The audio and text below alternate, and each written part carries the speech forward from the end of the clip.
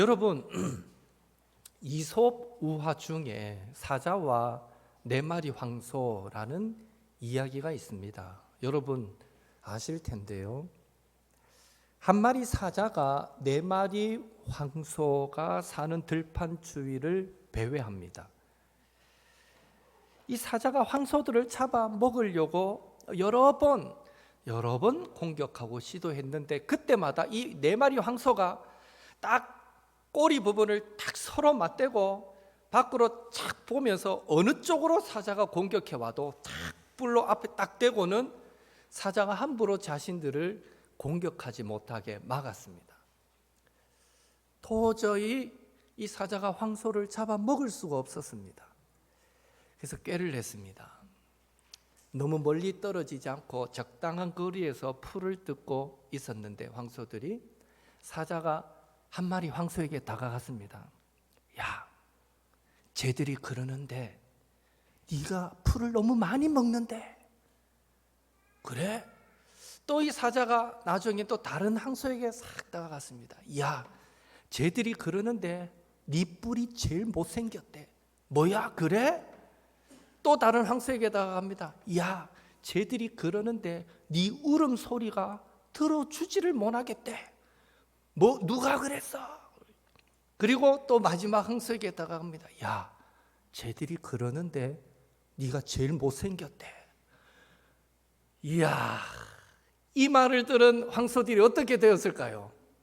서로에 대한 분노의 마음들이 가득 차서 사자 때문에 적당히 붙어서 풀을 뜯던 이 황소들이 서로 보기 싫다고 뿔뿔이 흩어지게 되었고, 그래서 사자는 한 마리씩 잡아먹었다 하는 이야기가 있습니다. 성경은 삼킬 자를 두루 찾아다니는 사자와 같은 그런 대적자가 바로 사탄이다라고 우리에게 가르쳐 줍니다. 사탄은 예수님의 몸된 교회를 공격하기를 좋아합니다. 왜요? 우리를 교회라는 이 무리에서 떨어뜨릴 수만 있다면 우리를 넘어뜨려 하나님 나라를 위한 사역을 제대로 못하게 만들 뿐 아니라 아예 신앙에서 멀어지게 만들 수 있다라는 사실을 잘 알기 때문입니다. 교회 공동체를 떠나 건강하고 아름다운 신앙 유지하는 사람, 제가 알기로는 이제껏 제가 짧게 살아왔지만 한 번도 못 봤어요. 그런 사람, 교회를 떠나서 신앙생활 잘한다, 없죠. 사탄은 그걸 아는 거예요. 어떻게든 교회에서 성도들을 떼내려고 사탄은 유혹하는 것입니다. 하나님은 열방에 복음을 전할 사명을 교회에게 주셨습니다. 하나님은 옥토 교회의 성도인 저와 여러분을 통해 하나님의 나라를 더 아름답게 세워가기를 원하십니다.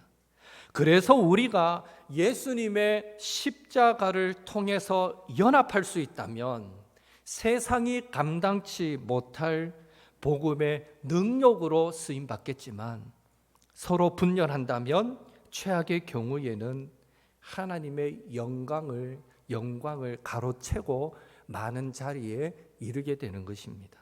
그래서 하나님은 우리가 악한 자 사탄의 그 계략에 맞서서 서로 연합하고 강력한 영적인 전선을 이루기를 기대하시는 것입니다.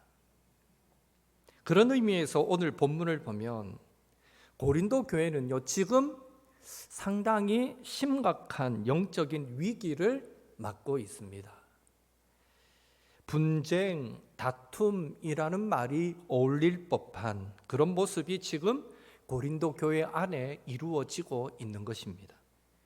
고린도 교회는 바울이 2차 선교 여행 때 세웠고요. 바울은 그곳에서 1년 8개월, 꽤 긴 시간입니다. 바울이 선교 다니면서 그렇게 오래 머문 지역이 별로 없어요. 에베소에서 3년 머물렀고요.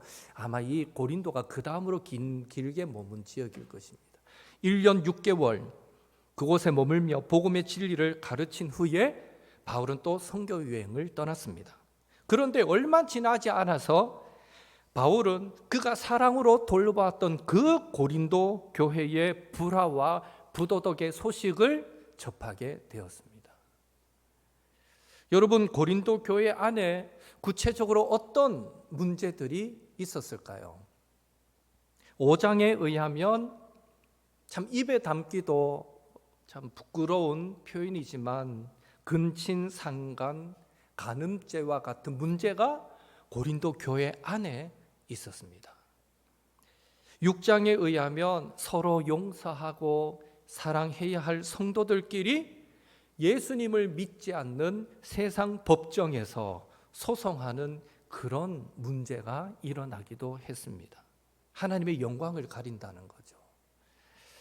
또 8장과 10장에 의하면 우상에게 바쳐진 제물을 먹는 것과 관련하여 우리 그리스도인의 자유, 신앙 안에서의 자유를 오해함으로써 생기는 방종의 문제가 있었습니다. 제가 여기 올라올 때까지 이 부분을 생략할까 고민했는데 해봅시다. 이 신앙 안에서의 방종, 우상에게 바쳐진 제물을 먹는 것과 관련해서 좀 설명을 드리면 아직 신앙생활한 지 얼마 안 되신 분들도 있고 설명이 필요할 것 같습니다. 구약 성경 레위기 11장, 신명기 14장에 보면 음식과 관련된 규정이 나옵니다. 거기에 보면 음식을 먹을 수 있는 정한 음식과 먹을 수 없는 부정한 음식으로 구별하고 있습니다. 그런데 우상에게 바쳐진 제물은 먹을 수 없다라는 직접적인 규정이 율법 어디에도 나오지는 않습니다. 그러나 민수기 25장에 보면 출애굽한 이스라엘 백성들이 광야 시딤 지역에 머물 때에 모압 여인들이 그들의 신에게 제사하러 갈 때에 이 이스라엘 백성들을 유혹합니다. 같이 갑시다 하고 어떻게 유혹했는지 모르겠는데 모압 여인들이 유혹할 때에 이스라엘 백성들이 우르르 따라갑니다. 그 모압 신에게 드리는 제사에 따라가서 함께 음식을 먹고 함께 제사하고 심지어 함께 그 자리에서 간음하는 일들이 일어났던 것입니다.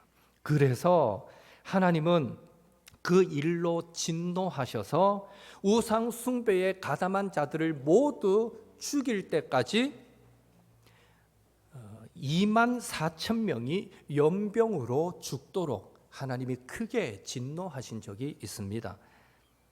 이 사건을 두고 시편 106편 28절 29절 말씀은 죽은 자에게 제사한 음식을 먹어서 그 행위로 주를 경노하게 했다라고 기록하고 있는데요. 이렇듯 우상에게 바쳐진 음식을 먹는 것은 어떻게든 우상과 접촉함으로써 그 우상을 숭배하게 되거나 그 제물을 먹음으로써 마음이 우상에게 기울어질 수도 있기에 하나님께서 진노하신다라는 것을 알고 그때부터 이스라엘 백성들은, 구약 성도들은 우상에게 바쳐진 제물을 철저하게 금지하였습니다. 그래서 신약 시대에도 우리가 몇 주 전에 살펴보았던 것처럼 사도행전 15장에 보면 안디옥 교회 안에 어떤 형제들이 들어와서 야, 예수님도 믿지만 율법을 행해야 할례를 받아야만 구원받아 라고 가르칠 때에 그것으로 인해서 교회 안에 다툼이 일어났습니다. 그 다툼을 해결하고자 예루살렘 공의회에 사도들과 교회 지도자들에게 이 문제를 어떻게 해결하면 좋겠습니까? 라고 문의했을 때에 그때 예루살렘 공의회가 여러 많은 율법을 이방인 여러분들은 다 안 지켜도 됩니다. 그러나 네 가지는 꼭 지키십시오 하면서 그 중에 한 가지가 뭐였나 하면 우상에 바쳐진 것, 우상에게 드려진 그 제물은 먹지 마라 라는 것이 하나의 규정이었습니다. 그런 의미에서 신약 시대에도 여전히 우상에게 바쳐진 제물을 먹는 것은 금지되어졌던 일이었습니다. 그러나 유대교는 우상에게 바쳐진 제물을 먹는 문제뿐만 아니라 음식을 먹을 때에 손을 씻고 먹는지 안 씻고 먹는지 그런 것들까지 따지면서 사람들을, 곁에 있는 성도들을, 형제들을 함부로 부정하니 더럽니 하고 비판하는 일들이 일어나게 되었고요. 그래서 형제를 비판하고 정죄하는 그 모습을 보신 예수님은 입으로 들어가는 것이 사람을 더럽게 하는 것이 아니라 입에서 나오는 그것이 사람을 더럽게 만든다라고 하시면서 마가복음 7장 19절에 보면 모든 음식물은 깨끗하니라 라고 예수님께서 말씀하십니다. 바울도 로마서 14장 17절에서 하나님의 나라는 먹는 것과 마시는 것이 아니요 먹는 것 마시는 것으로 이게 옳리 그러니 따질 문제가 아니라는 거예요. 하나님의 나라는 먹는 것과 마시는 것이 아니요 오직 성령 안에 있는 의와 평강과 희락이라 라고 말하므로 먹는 음식에 근거하여 우리가 하나님 앞에 서는 것이 아니라 오직 믿음으로 구원받고 하나님 나라를 누리게 된다라는 것을 바울도 분명하게 제시해 주었습니다. 그러나 초대교회 때도 여전히 성도의 기본적인 자세는 우상에게 드려진 제물을 먹지 않는 것이었습니다. 가까이 하지 않는 것이었습니다. 우상 숭배에 빠지지 않기 위해서라도 우상에게 드려진 음식을 먹지 않는 것이었습니다. 그래서 그것을 지키려고 몸부림치는 믿음의 성도들이 많았던 것이죠. 그런데 간혹 초대교회 안에 어떤 성도들이 모든 음식은 다 깨끗해 라는 원론적인 이야기를 꺼내면서 나는 그래서 제사 드린 음식 나는 먹어 라고 떳떳하게 먹으면서 너도 먹어 괜찮아 라고 주변 사람들을 권하는 일이 일어났고요. 그랬을 때에 바울의 표현입니다. 믿음이 연약한 성도가 자기는 어떻게든 하나님이 금하신 것을 지켜보려고 믿음으로 살려고 노력하는데 웬걸 내 옆에 신앙이 좋아 보였던 그 사람이 우상에 바쳐진 제물을 먹는데 아무렇게나 먹고 주변 사람들에게 권하면서 괜찮다고 말하니까 혹 그 일로 믿음 약한 성도들이 시험에 빠지고 또 혹 그 일로 그래 먹어도 돼? 이러고는 우상에 바쳐진 제물을 쉽게 먹기 시작하면서 문제는 그걸 먹으면서 점점 우상 숭배지에 가까워지고 우상 숭배에 빠질 위험에 노출되도록 만들어버리는 죄를 짓고 말았다라는 거죠. 그래서 바울은 뭐라고 말하냐면 나는 혹시라도 한 사람이라도 이 우상에 바친 제물을 먹는 문제 때문에 시험에 빠질 성도가 있을까 하여서 나는 영원토록 고기는 내 입에 대지도 않겠다라고 선언하였던 것입니다. 그런 의미에서 바울의 입장에서 나는 자유해, 나는 믿음 있어, 그래서 나는 우상에 바쳐진 제물 먹어 라고 말하는 사람은 그거는 믿음 안에서의 자유가 아니라 방종이다 라고 결론을 내린 것입니다. 정말 신앙으로 자유하는 사람은 내 곁에 있는 성도의 믿음도 생각하는 사람이죠. 그것을 바울은 강조했습니다. 그런 의미에서 고린도 교회 안에는요, 이 먹는 문제, 우상에게 바쳐진 제물과 관련된 문제로도 심각성이 높았습니다. 그리고 14장에 의하면 은사와 관련하여 교회의 덕을 세우지 못하는 은사의 무질서한 사용의 문제가 있었고요.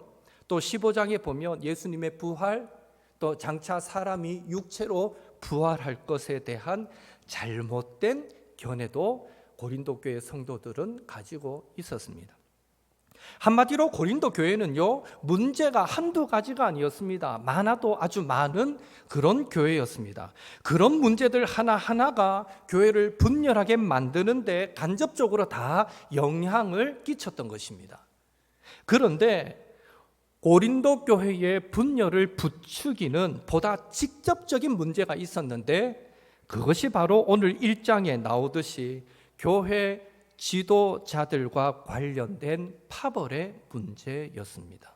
이미 고린도 교회 안에는 어떤 지도자에게 내가 세례를 받았는가 하는 것을 중심으로 바울파, 아볼로파, 게바, 즉 베드로파, 그리스도파 이렇게 4개의 파로 나뉘어져 있었던 것입니다.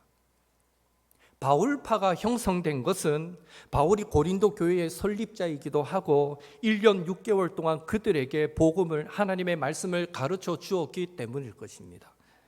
아볼로파가 형성된 것은요, 그가 학식이 많고 특별히 말을 잘하는 달변의 사람이었기 때문일 것입니다.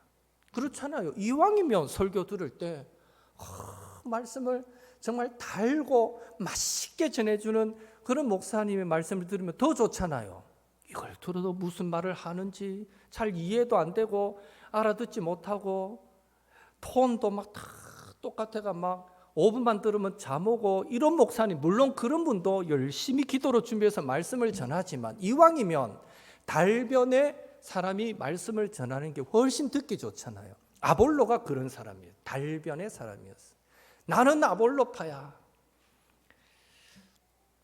17절에 우리가 읽었던 17절에 보면 그리스도께서 나를 보내심은 오직 복음을 전하게 하려 하심이로되 말의 지혜로 하지 아니함은, 바울은 자기가 말의 지혜로 아니했다라고 표현한 것은 그 당시 고린도가 언어의 유희를 즐겼기 때문에 나는 그런 유행을 쫓지 않는다는 의미도 되지만 교회 안에 파벌이 나눠졌는데 달변의 아볼로를 선호하는 아볼로파를 두고 했던 말이기도 한 것입니다. 나는 말의 지혜로 복음을 전하지 않았다. 베드로파가 형성된 것은 베드로가 고린도 지역을 방문했는지 역사적 기록이 없습니다. 기록은 없지만 그가 예수님의 수제자로서 당시의 유대 기독교를 대표하는 자였기 때문에 우리는 베드로파야라고 생겼을 것입니다. 그리고 그리스도파가 형성된 것은 예수님께 그리스도께 세례받은 사람이 있지는 않지만 고린도 교회가 지도자를 중심으로 사람을 중심으로 분열되는 것에 실정을 느낀 사람들이 만든 일종의 중도파다라고 보시면 될 것입니다. 엄밀히 따지면 이미 4개의 분파가 생긴 고린도 교회는요, 참된 교회가 아니었습니다. 왜 그렇겠습니까? 교회는 예수님을 머리로 하는 한 몸 여러 지체이기 때문입니다. 예를 들어 예수님이 머리시면 저는 입이라고 합시다. 그러면 주칠근 장로님은 눈이 될 수 있고요, 김병욱 장로님은 귀가 될 수 있고요, 홍영아 장로님은 손이 될 수 있는 거예요. 그리고 여러분들도 몸의 각각의 한 부분을 다 감당할 수 있는 것이죠. 다시 말해 교회는 복잡한 퍼즐과 같고, 여러분 퍼즐 맞추는 거 해보셨죠? 뭐 200개짜리, 500개짜리, 뭐 1000개짜리 이런 것도 있던데요. 잘게 쪼갠 걸 요래 하나하나 맞춰가 하나의 그림을 맞추는 퍼즐 여러분 해보셨을 텐데, 교회는 복잡한 퍼즐과 같고 성도는 그 아주 복잡한 퍼즐의 한 조각과 같습니다. 어떤 한 조각도 다른 조각과 같지 않습니다. 퍼즐 보면 똑같은 게 하나도 없어요. 어떤 한 조각도 다른 조각과 같지 않고요. 또 어느 한 조각도 독립적일 수 없습니다. 서로가 없이는 전체 그림이 완성될 수 없는 공동체가 교회인 것입니다. 그런데 고린도 교회는 자신들만의 퍼즐을 맞추려고 했습니다. 성도들이 각기 다른 지도자를 중심으로 뭉쳤고 바울이 최고지, 무슨 소리야, 베드로가 최고지 하면서 자신들이 다른 무리보다 낫다는 사실을 증명하는 일에 열을 올렸던 것입니다. 여러분, 어떻게 해야 이 분열된 고린도 교회가 연합되고 하나 될 수 있을까요? 바울의 해법은 이렇습니다. 10절 말씀 같이 읽겠습니다. 형제들아, 내가 우리 주 예수 그리스도의 이름으로 너희를 권하노니 모두가 같은 말을 하고 너희 가운데 분쟁이 없이 같은 마음과 같은 뜻으로 온전히 합하라. 아멘. 바울은 고린도 교회 성도들에게 같은 마음과 같은 뜻으로 같은 말을 하라라고 말씀합니다. 바울이 같은 마음과 같은 뜻으로 같은 말을 하라 할 때 그것은 무엇을 의미할까요? 바로 복음입니다. 예수님의 십자가 죽으심과 부활과 관련된 복음입니다. 모든 믿는 자에게 구원을 주시는 하나님의 능력이 되는 복음입니다. 교회는 복음 안에서 연합해야 하는 것입니다. 그럴 때 성령의 하나 되게 하신 것을 힘써 지켜 나갈 수 있게 됩니다. 만약 교회가 복음이 아닌 십자가의 예수님이 아닌 어떤 사람이나 기타 다른 것으로 연합한다면 그 하나됨은 결코 오래 지속될 수 없는 것입니다. 우리는 분열과 다툼이 없고 사랑이 넘치는 공동체를 사모합니다. 참 평안과 위로가 있는 공동체, 서로를 격려하고 세워주는 공동체, 나의 아픔을, 나의 기쁨을 함께 나눌 수 있는 공동체를 소망합니다. 그러나 안타까운 사실은 교회를 향한 우리의 실질적인 행동은 우리의 기대와 소망을 따라가지 못할 때가 종종 있다는 것입니다. 격려하고 세워주고 돕고 섬기는 교회가 되기를 기대하면서도 정작 우리의 삶과 행동은 그렇지 못할 때가 있다라는 것입니다. 여러분, 누군가가 예수님께 예수님 저 좀 도와주세요 라고 한다면 예수님은 어떻게 하실까요? 종교 지도자들처럼 그것이 율법에 장로들의 전통에 저촉되는가 안 되는가 따지시지 않으시고 그것이 죄를 짓는 일인가 아닌가, 죄를 짓는 일이 아닌 이상 예수님은 사랑하는 마음으로 섬기고 도와주셨을 것입니다. 오늘 우리의 모습은 어떻습니까? 분명 이것이 선한 일이고 아름다운 것을 알면서도 해서 나쁠 것이 없기에 사랑하는 마음으로 하면 되는 일조차도 이게 꼭 해야만 하는가 하는 명분을 찾으면서 뒤로 물러날 때가 많습니다. 그것은 복음의 정신이 아닙니다. 만약 예수님께서 명분을 따지시기 좋아하셨다면 오늘 우리 가운데 구원받을 사람은 한 사람도 없을 것입니다. 예수님의 사랑의 마음이 아니고는 우리 같은 죄인이 구원받을 명분이 어디 있습니까? 그런 의미에서 우리 옥토 교회가 예수님 안에서 한 몸, 한 가족이 된 것을 힘써 지키기 위해 우리 옥토 교회를 행복한 그런 교회로 만들기 위해 각자 소견에 오른 대로 행하는 것이 아니라 철저히 같은 마음, 같은 뜻으로 같은 말을 하는 성도, 예수님의 십자가 복음으로 복음의 정신으로 연합하는 그런 성도들이 될 수 있기를 예수님의 이름으로 축원합니다. 이렇듯 고린도 교회가 내부적인 분열을 멈추기 위해서는요, 성도 각자가 복음에 연합하고 그리고 온 성도가 복음으로 연합해야 했다면, 크게 두 번째로 고린도 교회가 외부적인 어떤 유혹과 핍박을 극복하기 위해서는 하나님의 지혜로 연합해야만 했습니다. 18절에서 25절의 말씀을 보면 십자가의 복음을 대하는 세상 사람들의 태도, 관점을 보게 됩니다. 대표적으로 23절 같이 읽겠습니다. 우리는 십자가에 못 박힌 그리스도를 전하니 유대인에게는 거리끼는 것이요 이방인에게는 미련한 것이로되.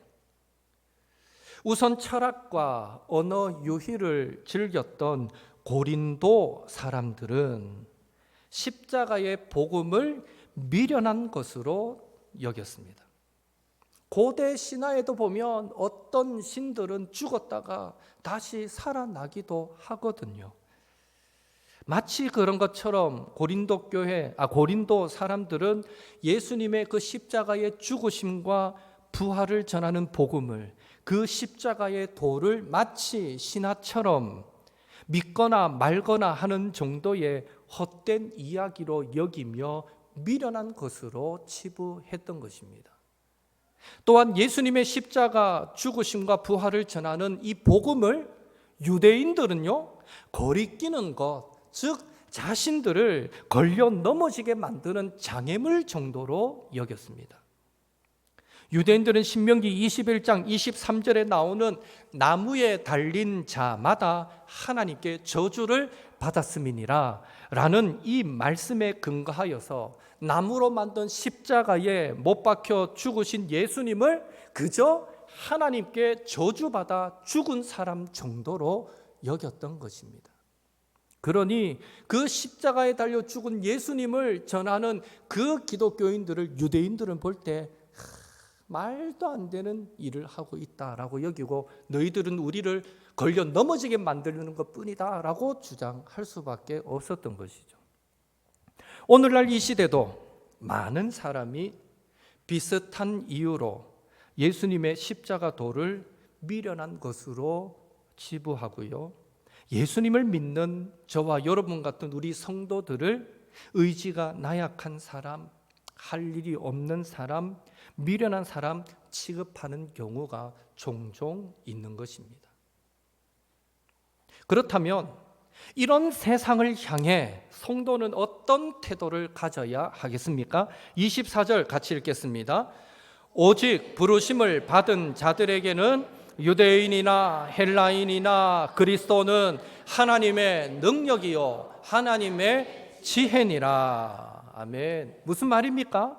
십자가의 도가, 예수님의 십자가의 복음이 자기 지혜, 세상 지혜를 쫓는 자에게는 미련하게 보이고 거리끼게 여겨지더라도 구원받은 우리에게는 하나님의 능력이고 하나님의 지혜가 된다라는 것입니다. 여러분, 고린도 사람들의 결정적인 실수, 그들의 착각이 무엇인지 아십니까? 그것은요, 사람을 변화시키는 능력이 말과 지혜의 아름다움에 있다고 생각한 것입니다. 사람을 변화시키는 능력이 철학에, 뛰어난 언변술에, 말을 바꾸자면 상담에, 그리고 쌓여가는 지식에 있다라고 생각했던 것입니다. 그 말이 사실이라면 왜 이토록 학문과 철학과 과학과 지식이 발달한 오늘날 사람들은 점점 더 악해지는 것일까요? 왜 세상은 점점 더 말세로 치닫는 것일까요? 세상 지혜는 절대로 사람을 변화시키지 못합니다. 하나님의 지혜인 예수님만이, 복음만이 사람을 새롭고 온전하게 변화시키는 줄로 믿습니다. 한국 초기 목사님 중에 유명한 깡패, 유명한 술꾼으로 모든 사람을 두렵게 떨게 만들었던 대표적인 분이 두 분 계시는데, 김익두 목사님, 최봉석 목사님이십니다. 그들도 복음 앞에 변화되었던 것이죠. 언젠가 그 일화를 제가 소개해 준 적이 있는 것 같은데요, 김익두 목사님은 유명한 깡패입니다. 그분에게 안 맞아본 사람이 없다고 말할 정도로 유명한 깡패입니다. 그런데 그가 예수 믿고 목사님이 되었다 하니까 이 믿기지가 않잖아요. 그래서 이걸 시험해 보고 싶은 사람이 생겼던 거예요. 한날은 김익돈 목사님이 성경책을 끼고 복음을 전합니다.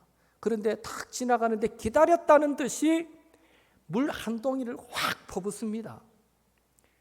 만약에 진짜 변했으면 달라질 것이고, 안 변했으면 겉모양만 목사처럼 흉내내면 이놈이 하고 옛날처럼 주먹부터 날아갈 것이고, 과연 변했나 안 변했나 시험한다고 물을 확 얹었는데 모든 사람이 지켜보고 있는데 물을 털털 털면서, 옛날에 김익도라면, 김익도가 살아있었다면 당신은 오늘 제삿날이 되었을 것입니다 하면서, 지금은 예수 믿고 구원받는 김익둔이 괜찮습니다 하고 그 자리를 떴다라는 그런 일화가 있습니다.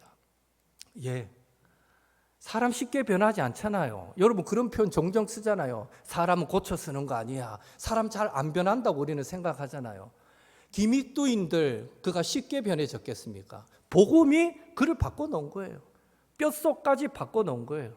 그러니까 그렇게 아름답게 변화될 수 있었죠. 인육을 먹으며 세상을 저주했던 지존파 두목 김현양도 결국 감옥에서 복음 앞에 변화되었습니다. 예수님 앞에 변화되었죠. 그래서 그는 사형이 집행되기 전까지 장기수 200명을 전도하여 예수 믿게 만드는 일을 감당하고 사형을 받아 죽게 되었습니다. 고린도전서를 기록한 바울도 복음 앞에 변화되어서 예수님을 핍박하던 자리에서 이제는 돌이켜 예수님을 전하기 위해 고난받기를 즐겨하는 자가 되었습니다. 그리고 오늘 고린도 교회 성도들도요, 말과 지혜의 아름다운 그런 말로 변화된 것이 아니라 복음 앞에 변화된 자들이었습니다. 26절에서 29절에 보면 고린도 교회 성도들은 지혜가 많지 않고, 바울의 표현입니다. 지혜가 많지 않고 능력이 많지 않고 학벌이 좋지 않고, 또 그들은 미련하고 약하고 천하고 멸시받고 가난한 자들이었다라고 묘사하고 있습니다. 그리고 고린도전서 6장 9절에서 11절에 보면 또 고린도 교회 성도들을 묘사할 때 그들은 음란한 자였고 우상 숭배자였고 간음하는 자였고 도적이었고 술 취한 자들이었다라고 바울은 이전의 고린도 교회 성도들의 모습을 그렇게 묘사합니다. 한마디로 대부분의 고린도 교회 성도들은요, 배우지 못하고 가진 것이 없으며 더불어 성적으로 타락했던 하류층의 그런 사람들이었다라는 것입니다. 그런 고린도 교회 성도들에게 복음이 전해졌을 때, 예수님의 십자가가 전해졌을 때 어떻게 되었느냐라는 것이죠. 그들은 하나님의 지혜와 의로움과 거룩함과 구원이 되시는 그 예수님 안에서 하나님의 부르심을 깨닫게 되었고, 하나님의 자녀가 되어서 세상에 지혜 있다 하는 자들, 세상에 강하다 하는 자들, 세상에 부하다 하는 자들을 부끄럽게 만드는 사람으로 놀랍게 변화되었던 것입니다. 복음이 그 일을 가능하게 만들었습니다. 그래서 바울은 마지막 31절에서 자랑하는 자는 주 안에서 자랑하라 라고 선포했습니다. 이 세상에 참된 지혜, 참된 자랑은 오직 예수님밖에 없기 때문입니다. 예수님만이 우리의 구원과 능력과 하나님의 지혜가 되시기 때문입니다. 그래서 교회와 성도는 세상 유혹과 핍박 가운데서 승리하기 위해 하나님의 지혜인 예수님께 연합해야만 하는 것입니다. 결국 교회의 내적인 분열과 다툼의 문제를 극복하는 것도, 교회의 외적인 유혹과 핍박의 문제를 극복하는 것도 모두 예수님께 연합할 때, 복음으로 연합될 때만 가능한 일인 것입니다. 예수님은 오늘날에도 우리의 능력과 구원과 지혜와 자랑이 되십니다. 세상이 십자가의 도를, 복음을 미련하고 거리끼는 것으로 여길지라도 예수님의 복음이 오늘도 우리를 변화시켰고 우리의 인격을 다듬으셨고 우리에게 새로운 사명을 맡기셨고 삶의 이유까지 주셨다라는 것을 기억하시고, 그 하나님의 지혜이신 예수님과 날마다 연합하고 그 예수님만을 높이고 자랑하는 우리 옥토교회, 또 우리 옥토의 모든 성도님들 되시기를 예수님의 이름으로 축원합니다. 더불어서 세상 사람들이 미련하게 여기는 그 십자가의 도가 오늘날에도 여전히 생명을 주는 유일한 길임을 믿으시고, 십자가의 도를 기회가 닿는 대로 전하여, 오늘 정교인 노방전도의 날이기도 하잖아요. 목사님 꼭 하고 싶었는데 오늘 오후에 참석을 못해서 저는 전도 동참 못합니다. 괜찮습니다. 집에 가실 때 오늘 오후에 동참 못하시는 분은요, 사무실에 가셔서 물티슈하고 전도지하고 손에 요만큼 들고 가세요. 가시면서 전하시면 됩니다. 못한다고 생각하지 마시고 할 수 있는 방법을 찾으시면 됩니다. 십자가의 도, 그 예수님을 기회가 닿는 대로 전하여 더 많은 사람들에게 구원을 나누며 살아가시는 또 저와 여러분이 되시기를 예수님의 이름으로 축원합니다. 함께 기도드리겠습니다. 오늘 나눌 말씀 기억하면서 교회와 성도가 예수님의 십자가 복음으로 연합하여 교회 안에 분열, 다툼은 틈을 타지 못하고 평안과 격려와 섬김과 사랑으로 가득하게 하옵소서. 교회와 성도가 우리를 회복시키고 변화시켜 사명을 맡기기에 충분한 하나님의 지혜인 십자가의 예수님으로 연합하고 그 예수님만을 높이고 자랑하게 하옵소서. 우리의 태신자도 생명의 예수님과 연합되게 하옵소서. 오늘 우리 노방전도를 축복하여 주옵소서. 그리고 김남서 집사님이 구한화사가 조금 와서 지금 한방